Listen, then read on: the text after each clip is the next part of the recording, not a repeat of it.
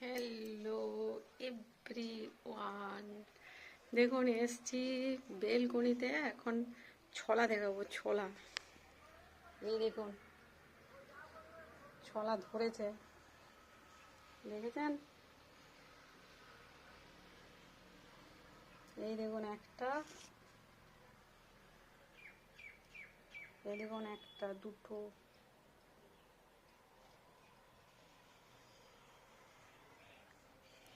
দুটো ছলা ধরেছে। সুন্দর, খুব খুশি। একটা ঠাকুরের ছলা ছিল, দিয়েছিলাম, তারপরে ধরেছিল আরেকটা, ধরেছিল, ঠাকুরকে দেওয়া হয়ে গেছে। এই যেখানে বেলকনি,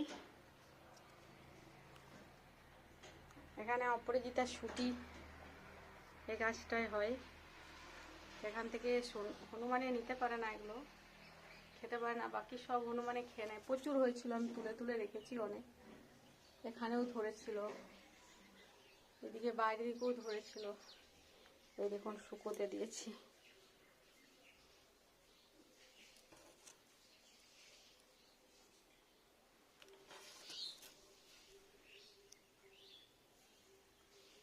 একটু রোদ্দুরে শুকিয়ে নিলেই বীজ হবে।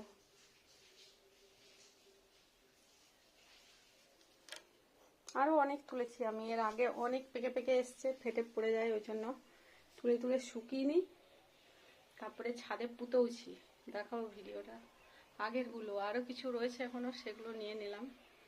তো এটা আমার বেলকনি। দেখুন ফ্রন্টে একটা মাঠ আছে, রোড আছে, আর এখানে জামা কাপড় শুকো দিই গ্রীষ্মকাল বরাবর। আর এই ছাদটার উপরে আমার এসি মেশিনটা থাকে। আর উপরে ছাদ বাগান তো জানেনই। এখান থেকে দেখা যায় হনুমানগুলো লাফ দেয় যখন, তখন দ্রাম দ্রাম শব্দ আসে। ওরা আসে যখন সব কিছু খেয়ে নেয়। কড়ি, গোলাপের কড়ি, গাঁদার কড়ি, তারপরে আপনার এই অপরাজিতার শুটি চিড়ে আর কড়াইশুটির মতো বীজটাকে খেয়ে নেয় বের করে। দারুণ চালাক, প্রচুর ধরো। ভাই সবাই ভালো থাকুন, যা রোদ পড়েছে। সুস্থ থাকুন, খাওয়া দাওয়া ঠিকঠাক করুন, গরমে সবাই ভালো থাকুন। সবাইকে অসংখ্য ধন্যবাদ ভিডিও দেখার জন্য। ছাদ বাগান, কুকিং দুটোই করি আমি। সবাই ভালো থাকুন, সুস্থ থাকুন। আর ভাত খাইনি এখনো। আলু ভাজা হয়েছে, বাঁধাকপির তরকারি হয়েছে, বাচ্চা শাক ভাজা হয়েছে। নিরামিষ রান্না, তো ওই জন্য ভিডিও বানাইনি, সময় হয়নি।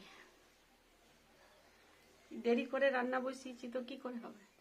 দেরি করে পুজো হয়েছে, স্নান হচ্ছে, দেরি করে করে সব কাজ হয়েছে, তো রান্নার প্রিপারেশন ছিল না, ওই জন্য কি নিজেদের খাওয়ার মতো একটা বানিয়ে নিয়েছি।